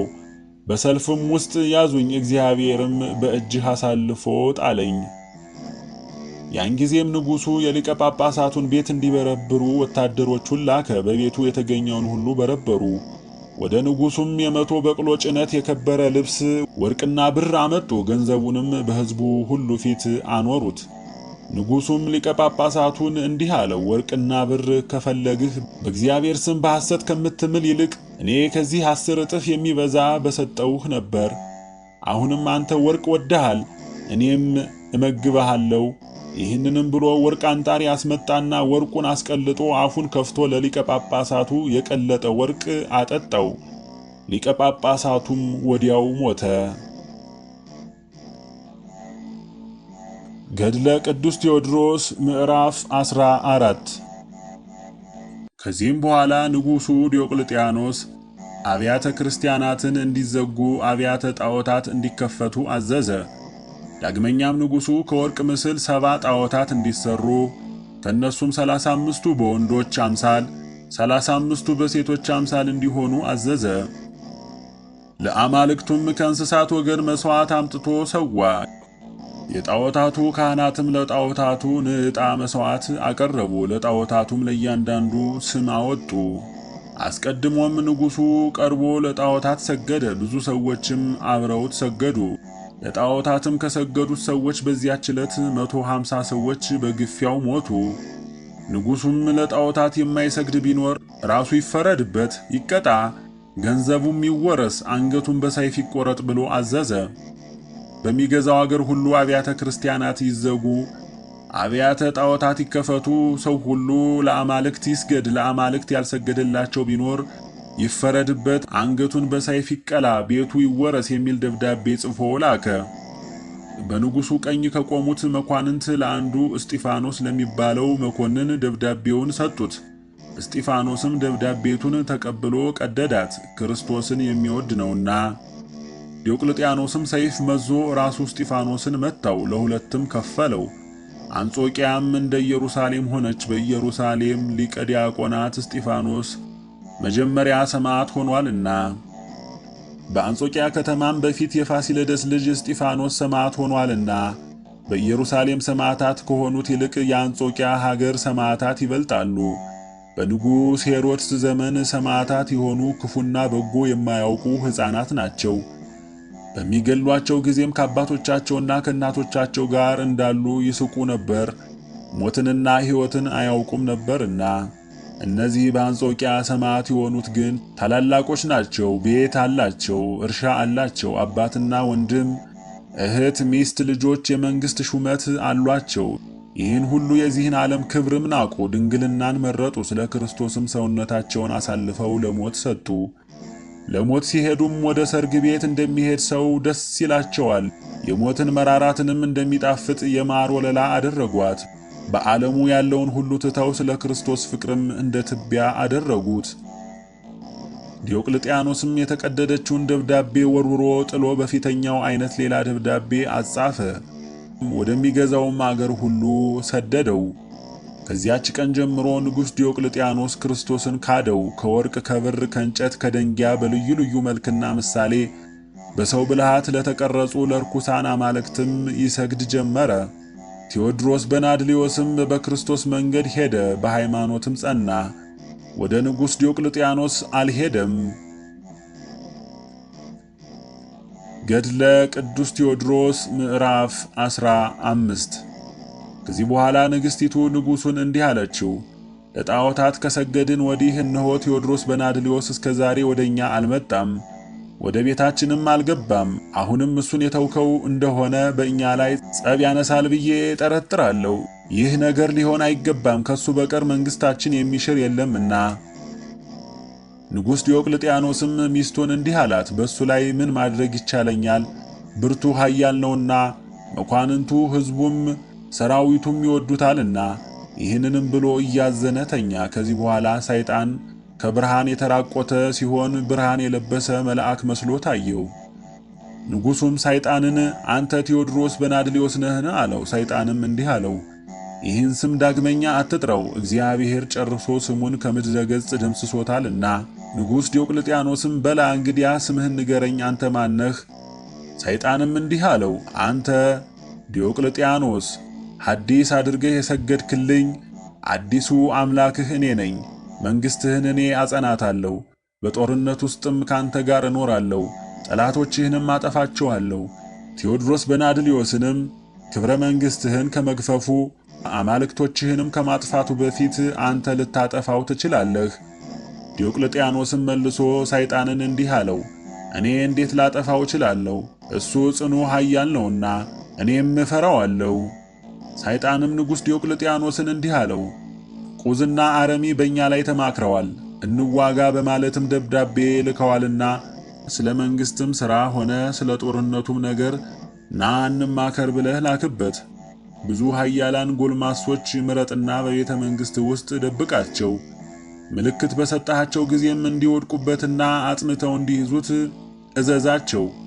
መምጣቱንም ስትሰማ በፍቅር ተቀበለው፣ በሽንገላም አነጋግረው። ምሳ እንዲያመጡ እዘዝ፣ ብላም በለው። ያን ጊዜ ሰይፍ የያዙ ኃያላን ጎልማሶች ይግቡና እንደታዘዙ ያድርጉበት። እኔም ረዳት ሆናቸዋለሁ። ይህን ተናግሮ ከሱ ተሰወረ። ንጉሥ ዲዮቅልጥያኖስም በነቃ ጊዜ በሕልሙ የሆነውን ይህን ሁሉ ነገር አሰበ።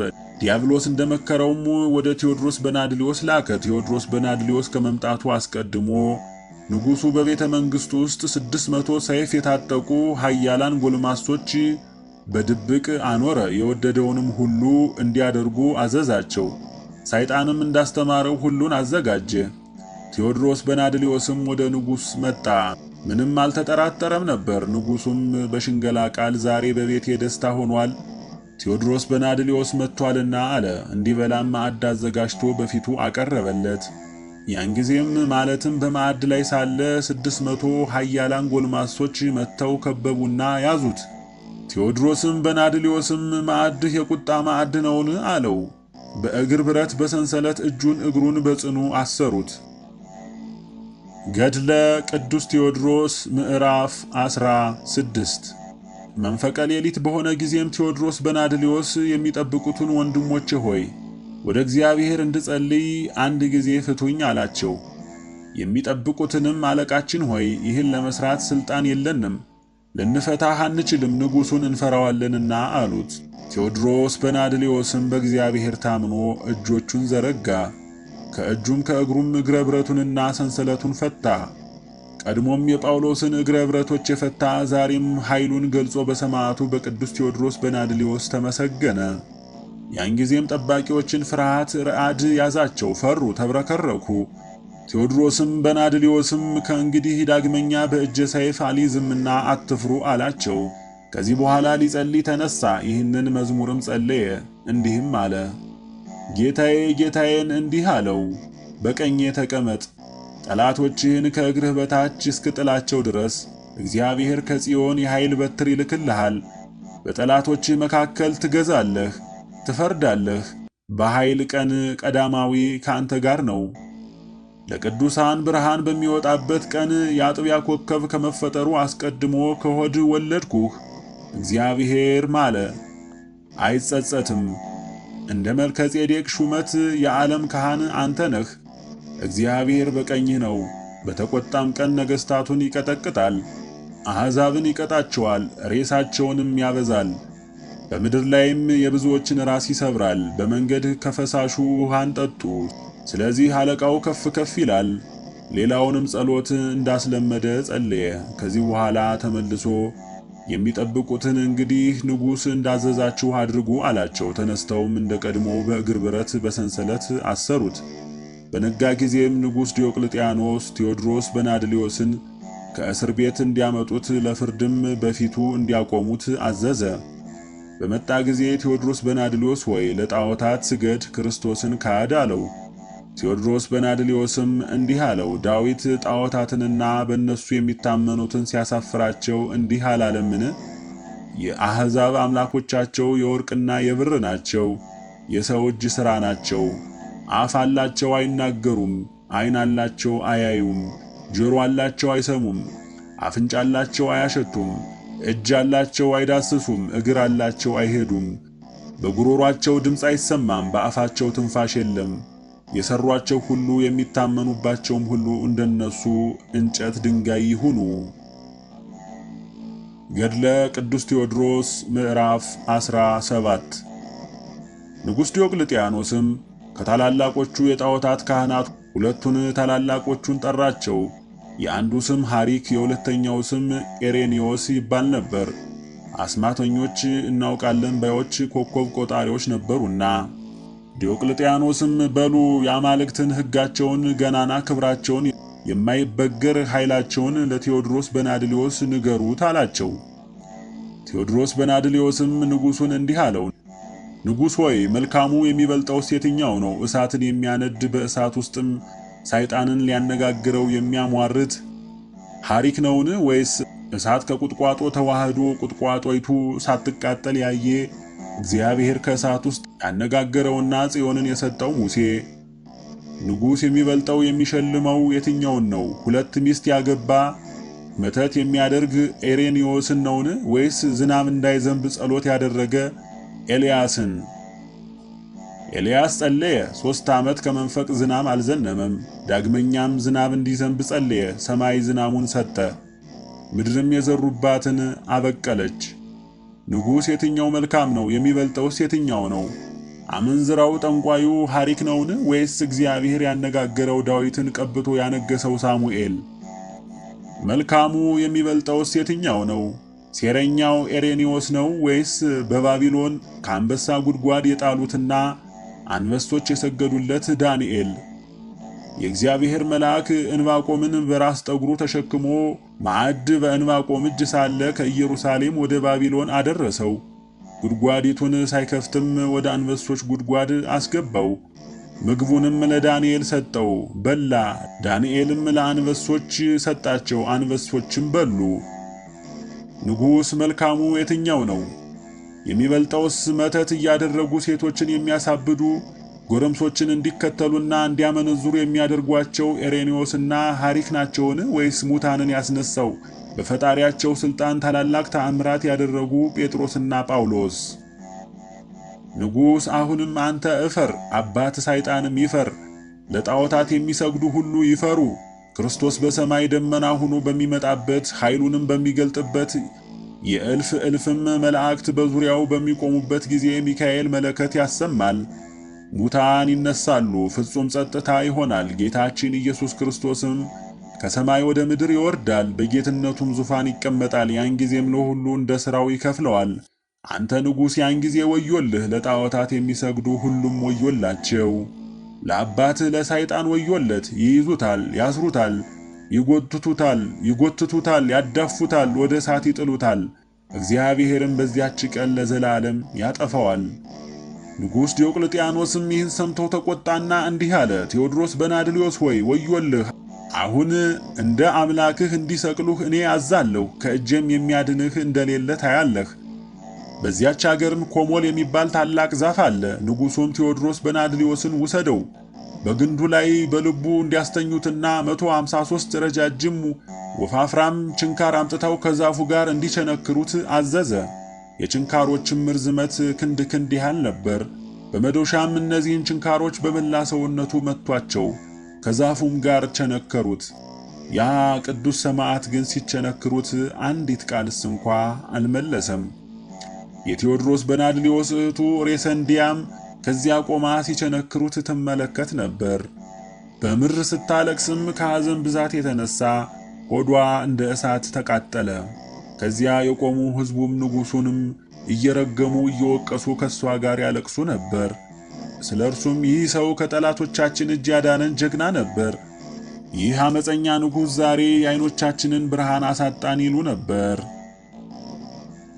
ገድለ ቅዱስ ቴዎድሮስ ምዕራፍ 18 ጌታችን ኢየሱስ ክርስቶስም ለቴዎድሮስ በናድሊዮስ ተገለጠለት፣ እንዲህም አለው፣ ሰላም ላንተ ይሁን፣ ይህን ሁሉ መከራ ታግሰሃልና፣ አሁንስ ይህን ሁሉ ችንካር ከሥጋህ እንዳወጣልህና ይህን አላዊ ንጉሥ እንድታሳፍረው ትሻለህን? ቴዎድሮስ በናድሊዮስም ጌታችን ኢየሱስ ክርስቶስን አይደለም ስለ ስምህ መሞት ይሻለኛል አለው። ጌታችን ኢየሱስ ክርስቶስም ቴዎድሮስ በናድሊዮስን እንዲህ አለው፣ 3 አክሊል አዘጋጅቼልሃለሁ። አንዱ ስለ ድንግልና ነው፣ አንዱ ደግሞ እኔን በመውደድ የደከምክ ስለሆንክ ነው፣ አንዱም በእኔ ስም ስለሞትክ ነው።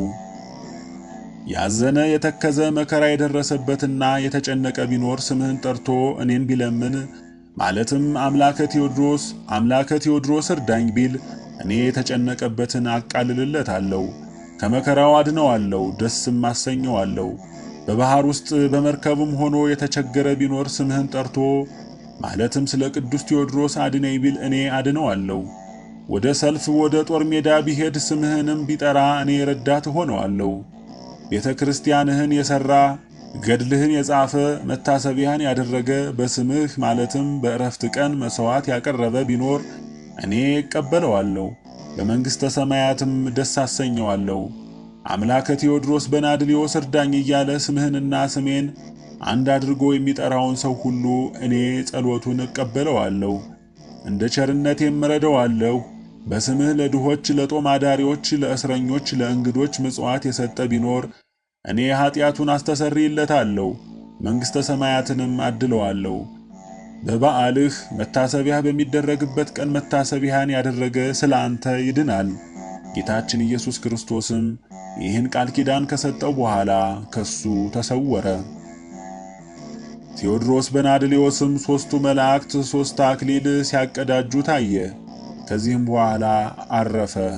መላእክትም መጥተው ተቀበሉት፣ እንዲህ እያሉ በዓለም የደከመ ለዘላለም በሕይወት ይኖራል፣ ሃሌሉያ፣ ወደ እግዚአብሔርም አሳረጉት።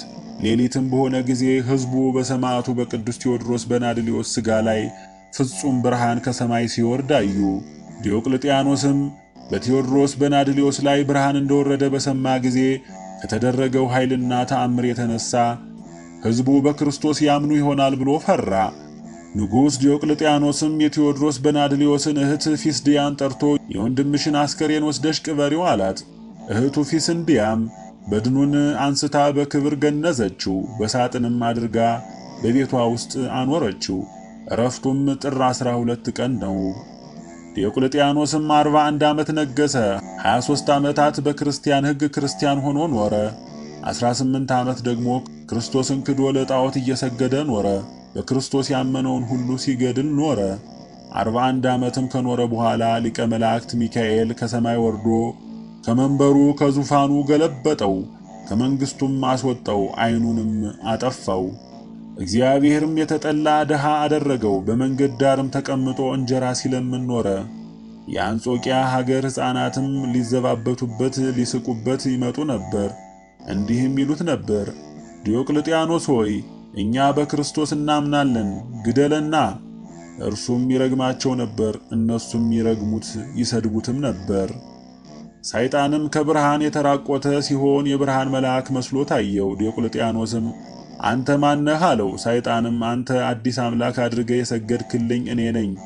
ስለበደልከኝ ዓይንህን አሳወርኩህ፣ ከመንግሥትም ሻርኩህ። አሁን ወደ መንግሥትህ እንድመልስህ ዓይንህንም እንዳበራልህ ያዘዝኩህን ታደርጋለህ አለው። ዲዮቅልጥያኖስም እንዳደርገው ትእዛዝህ ምንድነው አለው። ሰይጣንም በክርስቶስ ያመኑትን ክርስቲያኖችን ትገድላለህ አለው። አዎ እገድላቸዋለሁ፣ አልምራቸውም። የክርስቶስን ስም የሚጠራ አንድስ እንኳን አይተርፈኝም አለው። ሰይጣንም ዲዮቅልጥያኖስን ለእኔም ወዮልኝ ላንተም ወዮልህ አለው። ሰይጣንም የእሳት ነበልባል መስሎ ሄደ። ዲዮቅልጥያኖስንም ጽኑ ቁስል ደዌ ያዘው። ሥጋው ሁሉ ሸተተ፣ ተላ፣ ምላሱም ተልቶ ተቆረጠ፣ ክፉ ሞትንም ሞተ። ገድለ ቅዱስ ቴዎድሮስ ምዕራፍ 19 ከዚህ በኋላ የሮም መኳንንት ተማከሩ። ከነገስታቱ ወገን የሚሆን ስሙ ቁስጥንጢኖስ የሚባል አንድ ሰው መረጡ። በሮምና በአንጾኪያ አገርም ላይም በሙሉ አነገሱት። ከጥቂት ቀን በኋላ ንጉሥ ቁስጥንጢኖስ በቤተ መንግሥቱ ተኝቶ ሳለ ልብሱን ከፊቱ ዝቅ አድርጎ ነበር። ወደ ላይም በተመለከተ ጊዜ በመስቀል ምልክት 4 ከዋክብት አየ። በመካከላቸውም በሮም ቋንቋ በዚህ የመስቀል ምልክት ጠላትህን ድል ታደርጋለህ የሚል ተጽፎ ነበር። እግዚአብሔርም የቁስጥንጢኖስን አይነ ልቦና አበራለት፣ መጽሐፍቱንም አነበባት። በሕልም ከተገለጠለት መልአክም ትርጓሜዋን ተረዳ። የመጽሐፉ ንባብ የጠላቶቹን ጥፋት የመንግስቱን መቅናት ያመለክት ነበርና በጠባም ጊዜ በዚያች ሌሊት ያየውን ሁሉ ለሚስቱ ለንግስቲቱ ነገራት። የሮምን ጠቢባን ሁሉ እንዲጠሩለት አዘዘ፣ ያየውን ይተረጉሙለት ዘንድ። ከዋክብትን በመመርመርም ቢሆን ሕልምን በመተርጎምም ቢሆን ከጠቢባን ሁሉ ሐሪክና አሬኒዮስ ይበልጣሉ አሉት። ያን ጊዜም ንጉሡ ሐሪክንና አሬኒዮስን ጠርቶ ያየውን ነገራቸው። እስከ 3 ቀን ቀጠሮ ስጠን፣ ትርጓሜውን እንነግርሃለን አሉት። ቀጠሮ ሰጣቸው። በሦስተኛው ቀንም ሐሰት ነገር መክረው ወደ ቁስጥንጢኖስ መጡ። ንጉሥ ሆይ ያያቸው 4ቱ ከዋክብት ዲዮቅልጥያኖስ ያመልካቸው ከነበሩ ጣዖታት መካከል ከፍተኞቹ 4ቱ ናቸው አሉት። ስማቸውም አጵሎስ፣ ዴርሜስ፣ አቴናና ዜውስ ይባላሉ። ተጽፎ ያየኸውም ትርጓሜው ይህ ነው። ዲዮቅልጥያኖስ እንዳደረገ ስለ እነዚህ ጣዖታት ብትሰግድላቸው በዓለም ብታደርግላቸው መንግሥትህ ትቀናለች፣ ትጸናለች። በጦር ሜዳህም ጠላትህን ታሸንፋለህ፣ እነሱም ይረዱሃል ማለት ነው አሉት። ንጉሡም እሺ እኔ ለአማልክት እሰግዳለሁ፣ በዓለም አደርግላችኋለሁ አላቸው። ሐሪክና አሬኒዮስም ከንጉሡ ዘንድ ደስ እያላቸው መጡ። የቴዎድሮስ በናድሊዮስ አገልጋይ የነበረው አውስንግኒዮስ የሚባል አንድ ጃንደረባ ነበር። ሲማር በነበረ ጊዜ አብሮት ነበር። በሕይወት ዘመኑም ሁሉ ከሱ አልተለየም። ቴዎድሮስ በናድሊዮስም የነቢያትን መጻሕፍትና ትርጓሜውን የክርስቶስን ሕግም ሲማር ሰምቷል። እሱም ለአለቃው ሲያስተምሩት የሰማውን ሁሉ ለብዙዎች አስተምሯል። ያም ጃንደረባ ወደ ቆስጠንጢኖስ ገባ። ንጉሥ ሆይ ሐሪክንና አሬኒዮስን አትስማቸው፣ ሐሰተኞች ናቸውና የነገሩህም ሐሰት ነውና ከክርስቶስ ሕግ በቀር መልካም ሕግ የለም አለው። ከዚህም አያይዞ ነቢያት ስለ ክርስቶስ የተነበዩትን ሁሉ ነገረው፣ ትርጓሜውንም ገለጠለት። ንጉሥም አውስግኒዮስን በነገረው አመነ፣ በክርስቶስም ደስ አለው። ሐሪክና አሬኒዮስም አውግስኒዮስን የንጉሡን ልብ እንደለወጠው ክርስቶስንም ወደ ማመን እንደመለሰው ሰሙ። ሐሪክና አሬኒዮስም የጣዖታት ካህናትን ሰበሰቡ፣ በራሳቸውም ላይ አመድ ነሰነሱ። ወደ ንጉሡም ገቡ፣ እንዲህ አሉት፣ ንጉሥ ሆይ እንዴት በአንድ ጃንደረባ አገልጋይ ሰው የሮምን መንግሥት ታጠፋለህ? በአማልክት ኃይል የዲዮቅልጥያኖስ መንግሥት እንደቀናች አላየህምን? አሁንም ይህን ጃንደረባ አገልጋይ እንግደለው፣ ፍቀድልን፣ አንተን አሳስቷልና አሉት። ንጉሡም እንዲህ አላቸው፣ ይህ ነገር ዛሬ አይሆንም። ወደ እስር ቤት እናግባውና በአማልክት ኃይል አምነንም ወደ ጦርነቱ እንሂድ። ቁዝን አረሚንም እንውጋቸው። ድል ካደረግናቸው እኔም ለአማልክት እሰግዳለሁ፣ በዓልም አደርግላቸዋለሁ። ጃንደረባውንም ያን ጊዜ እንገድለዋለን። እኛ ድል ከሆን ደግሞ እኔ በክርስቶስ አምናለሁ፣ የጣዖታት ካህናትም እሺ ይሁን አሉ። ገድለ ቅዱስ ቴዎድሮስ ምዕራፍ 20 ንጉሥ ቆስጠንጢኖስም ሰራዊቱን ሰበሰበ፣ ለጦርነትም ተዘጋጀ። ከቁዝና ከአረሚ ጋርም ሊዋጋ ሄዶ ከሮም ወገንም ብዙዎች ሞቱ። ቆስጠንጢኖስንም ከጠላቶቹ ወገን ከራስ ጠጉሩ የሚበዙ ከበቡት። እግዚአብሔርም በአገልጋዩ በቴዎድሮስ በናድሊዮስ ረድቶ ከሰልፍ መሃል አወጣው፣ ከሞትም አዳነው። ቆስጠንጢኖስንም ከቁዝ ሰራዊት አንዱ የተሸከመው መስሎት ነበር። ቴዎድሮስ በናድሊዮስም አወከኝን? እኔ ማነኝ አለው። ቆስጠንጢኖስም አላወቅኩህም፣ አንተ ማነህ አለው። ያ ተገልጦ የረዳው ያዳነው ሰውም እንዲህ አለው፣ እኔ ቴዎድሮስ በናድሊዮስ ነኝ። እንዴት በአማልክት ታምነህ ለጦርነት ወጣህ? ሰራዊትህንስ እንዴት አጠፋህ? እኔ በፈጣሪ ኃይል በቸርነቱም ከሰልፍ አወጣሁህ፣ በከበቡህም ከጠላቶችህም እጅ አዳንኩህ። ስለወደድከኝም ለረዳህ እግዚአብሔር ላከኝ። እኛ ልጆች ሳለን እንማር በነበርንበት ጊዜም ጓደኞች ነበርን። አሁንም በክርስቶስ እመን፣ እሱ ይረዳሃል። አውስንግኒዮስ የነገረ ሁሉ እውነት ነው፣ ቃሉን ስማው። አንተ አሁን ቆመህ ባለህበት በዚህ ቦታ ላይ ከተማ ሥራ፣ በስምህ ትጠራ። ወደ ኢየሩሳሌም ሄደህ የክርስቶስን መስቀል ከተቀበረበት አውጣ። አሁንም ተወኝ፣ ወደ ሰራዊትህ ልሂድና የተረፉትን ልሰብስባቸው አለው። ይህንንም ብሎ ቆስጠንጢኖስን ትቶት ወደ ቁዝና ወደ አረሚ ሄደ። እንዲህ እያለም ድምፁን አሰማ፣ እኔ ቴዎድሮስ በናድሊዮስ ነኝ፣ ላጠፋችሁ መጣው። ቁዝና አረሚም ሸሹ። ከሰራዊቶቻቸውም ብዙዎች እየፈሩ እየተጨነቁ አለቁ። ከሮም ሰራዊት የተረፉትም በመንገዳቸው እያዘኑ መመለስ ጀመሩ። ንጉሳቸውም የሞተ መስሏቸው ነበር። ጥቂት እንደሄዱም ንጉሳቸውን አገኙት፣ ደስ አላቸው፣ እግዚአብሔርንም አመሰገኑት። ንጉሱም ሮማውያን ድል ሆኑ ብለው ለማንም ቢሆን አንዳች ነገር እንዳይናገሩ አዘዘ። ይህንንም ያዘዘ የጣዖታቱ ካህናት እንዳይሸሹና እንዳይደበቁ ነው። ንጉሱም ወደ አንጾኪያ በደረሰ ጊዜ ወደ ጣዖታቱ ካህናት ላከ፣ እንዲህም ብሎ እነሆ በአማልክት ኃይል ጠላቶቻችንን ድል አድርገናቸዋል፣ ደስ ብሎናል። አሁንም ተዘጋጁ፣ የሚያስፈልገውን ሁሉ አዘጋጁ፣ ለአማልክት እንስገድ፣ በዓለም እንድናደርግላቸው። የጣዖታት ካህናትም በሰሙ ጊዜ ወደ እስር ቤት ወደ አውስንግኒዮስ ሄደው አውስንግኒዮስን ለመታረድ ተዘጋጀ፣ እናርድሃለን፣ ሥጋህንም ለጣዖታት መሥዋዕት እናደርጋለን አሉት። አውስንግኒዮስም አዘነ፣ አለቀሰ። ሐዘኑና ልቅሶው ግን ሞትን ስለመፍራት አይደለም፣ ሥጋህን ለጣዖታት መሥዋዕት እናደርጋለን ስላሉት ነው እንጂ። በልቡም ጌታዬ ኢየሱስ ክርስቶስ ሆይ ሥጋዬ ለጣዖታት መሥዋዕት እንዳይሆን አዝናለሁ እንጂ ስለ ስምህ ሞትን እንደማልፈራ አንተ ታውቃለህ አለ። በሌሊትም ሊጸልይ ተነሳ፣ እንዲህም አለ፣ አቤቱ መከራ የሚያጸኑብኝ እንዴት በዙ! ብዙዎች በእኔ ላይ ቆሙ፣ ብዙዎችም ሰውነቴን አምላክሽ አያድንሽም ይሏታል። አንተስ አምባዬ፣ መጠጊያዬ፣ ራሴን ከፍ ከፍ የምታደርግልኝ ክብሬ ነህ። ቃሌ ወደ እግዚአብሔር ነው፣ ጮኽሁ፣ ከመመስገኛው ተራራም ስማኝ። እኔ ተኛው አንቀላፋሁም ተነሳሁም፣ እግዚአብሔር አስነስቶኛልና።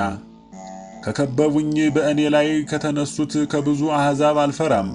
አቤቱ አምላኬ ተነስ አድነኝ፣ በከንቱ የሚጣሉኝን ሁሉ አንተ አጥፍተሃቸዋልና የኀጣንንም መንጋጋም ሰብረህልናል። የእግዚአብሔር ትድግና በረከትህም በሕዝብ ላይ ነው፣ አሜን። ይህን መዝሙር እስከ መጨረሻው ጸልዮ በፈጸመና አሜን ባለ ጊዜም እነሆ የእግዚአብሔር መልአክ ታየው፣ እንዲህ አለው፣ አውስንግኒዮስ ሰላም ላንተ ይሁን፣ አትዘን፣ ለመታረድ ተዘጋጅ፣ እናርድሃለን፣ ሥጋህንም ለጣዖታት መሥዋዕት እናደርጋለን ያሉህ በእግዚአብሔር ፍርድ እነሱ ይጠፋሉና የጣዖታት ካህናትም እጃቸውን እግራቸውን እያሰሩ ወደ እሳት ሲጨምሯቸው አንተ ታያቸዋለህ። ጣዖታቱም በመዶሻ በመደቆሻ ራሳቸውን ይቀጠቀጣሉ። አንተ ግን ዛሬ ትድናለህ። ነገር ግን ከጥቂት ቀናት በኋላ ጥቂት መከራ ያገኘሃል፣ ጌታ ክርስቶስም ያድንሃል አለው። መልአክ ይህን ነገረውና ከዚህ በኋላ ወደ ሰማያት አረገ።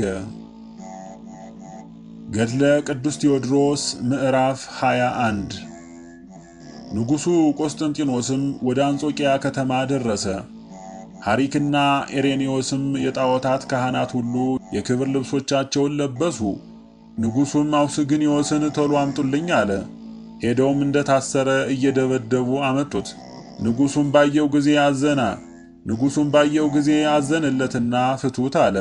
ንጉሡም ከፈረስ ወርዶ እንዲህ አለው፣ ወንድሜ ይቅር በለኝ፣ ወዲያውም ባርከኝ። በአንተ ምክንያት ኢየሱስ ክርስቶስ አበርትቶኛል፣ መንግሥቴንም አጽንቷታል። ያን ጊዜም ንጉሡ የጣዖታትን ካህናት ያዙ ብሎ አዘዘ።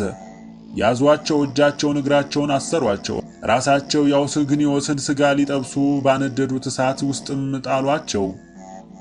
ንጉሥ ቆስጠንጢኖስም የጣዖታትን ቤት እንዲያፈርሱ የሐሰት ሥራ የሆኑ ጣዖታትንም በድጅኖ በመዶሻ እንዲቀጠቅጧቸውና እንዲሰባብሯቸው ሰራዊቱን አዘዘ። የጣዖታትንም ቤቶች በረበሩ፣ ሰው ሠራሽ የሆኑ ጣዖታትንም ሰባበሩ። በየጣዖታቱ ቤትም ብዙ ወርቅና ብር አገኙ። ስንዴን እንደሚሰፍሩም በእንቅብ ሰፈሩት። ገንዘቡንም ለንጉሥ ቆስጠንጢኖስ ወሰዱለት። ንጉሡም ለድሆች ለጦም አዳሪዎች ሰጠው። ከነዳያን በተረፈውም ብዙ አብያተ ክርስቲያናትን ሠራበት። ንጉሥ ቆስጠንጢኖስም 2 መስቀል አሰራ፣ አንዱ የወርቅ አንዱ የብር። በየሄደበትም መንገድ ሁሉ የወርቁን መስቀል ከፊቱ የብሩን መስቀል ከኋላው ይይዙለት ነበር። ንጉሥ ቆስጠንጢኖስም አንድ ቄስ አገኘ። አዋቂ፣ መጻሕፍትን ሁሉ የተማረ፣ ትሑትና የዋህ ነበር። ስሙም ጴጥሮስ ይባል ነበር። ሊቀ ጳጳስ አድርጎ ሾመው። ንጉሡም ስለ ትሕትናውና ስለ ንጽሕናው፣ ስለ ደግነቱና ስለ ሃይማኖቱ ወደደው፣ እጅግም አከበረው።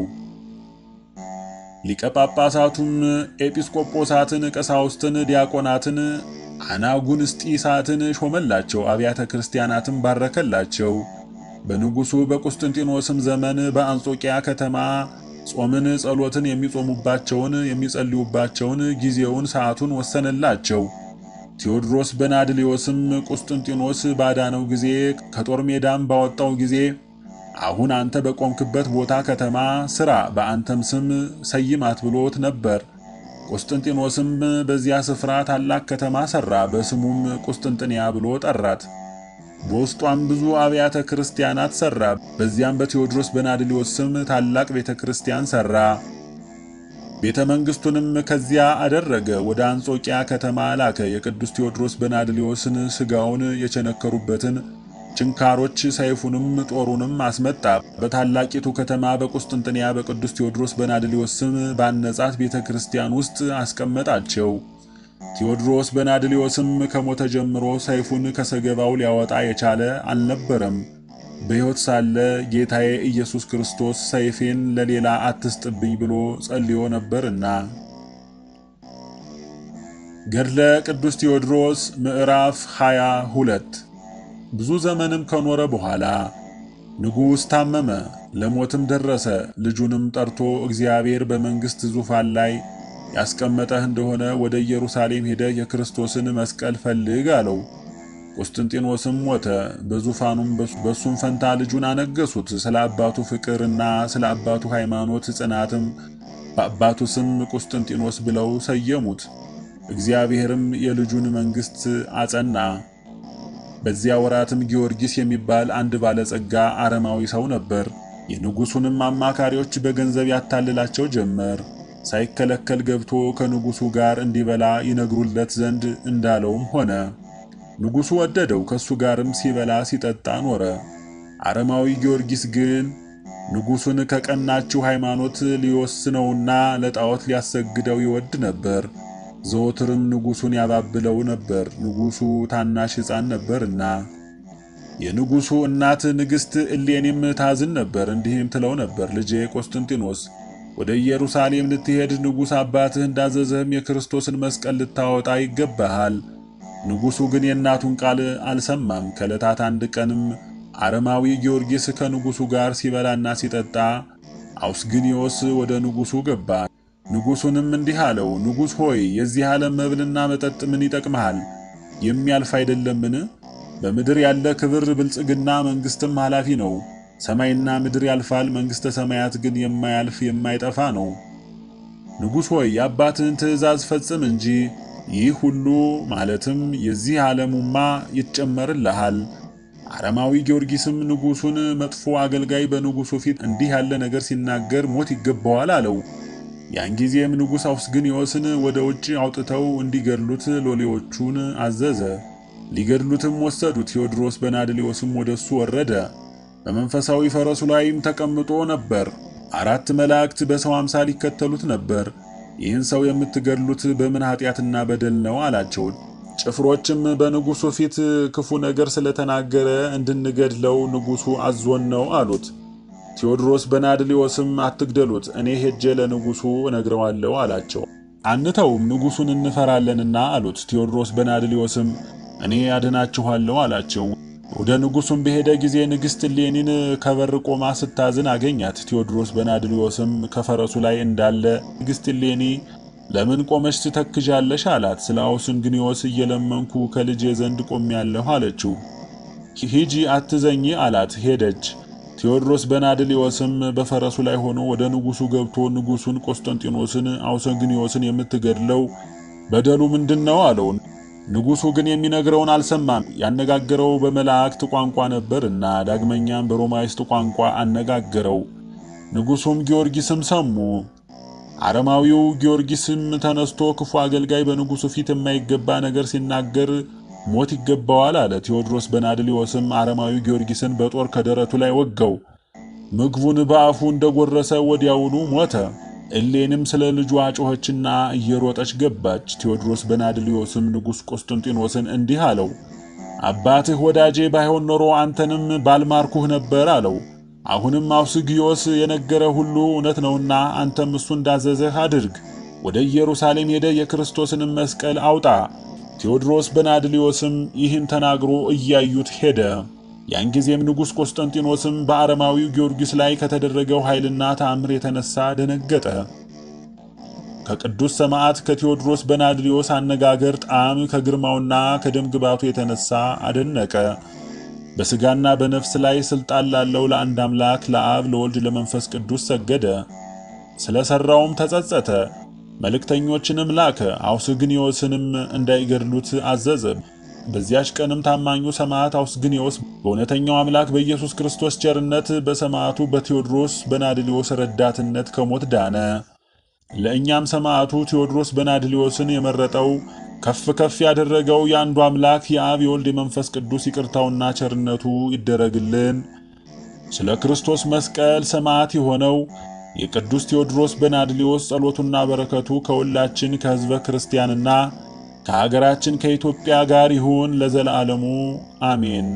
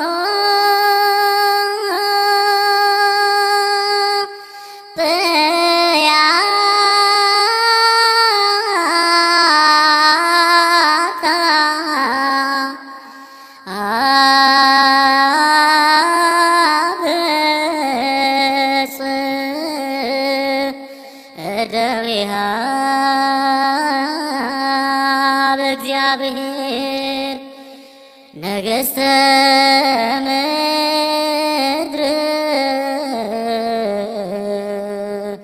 ሰብሕዎ